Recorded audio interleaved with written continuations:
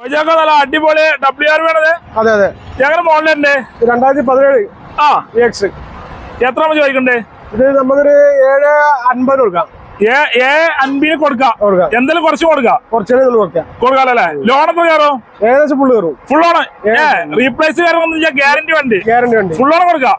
Okay. അതേമാതിരി എല്ലാം അടിപൊളി ഐറ്റം ഉണ്ടല്ലോ. അത് 2015 മോഡല്. 15 മോഡൽ ഐറ്റം ഗ്രാൻഡ് ഉള്ളത്.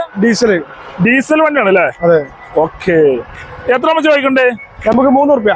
3 ലക്ഷം. എന്തായാലും കുറച്ച് കൊടുക്കും. ലോൺ ആണല്ലേ? ഫുൾ ആണ്. ഇതൊക്കെ ഫുൾ ആണല്ലേ? ഉറപ്പ് മുടക്കാതെ ഇറക്കാം. ഓക്കെ. അതേപോലെ ഇന്ത്യക്ക് CS അല്ലേ ബാക്കില്? മോഡലുണ്ട് 2014 മോഡലാണല്ലേ? എത്ര ചോദിക്കണ്ടേ? ഇത് നമുക്കൊരു 1,20 കൊടുക്കാം. 1,20,000 രൂപ കൊടുക്കാം. നമുക്ക് കുറച്ചും കൊടുക്കാം. റെഡി ആയിക്ക് വണ്ടി എടുക്കാം. ലോൺ വരില്ലല്ലോ? ലോണ് പ്രയാസമാണല്ലേ?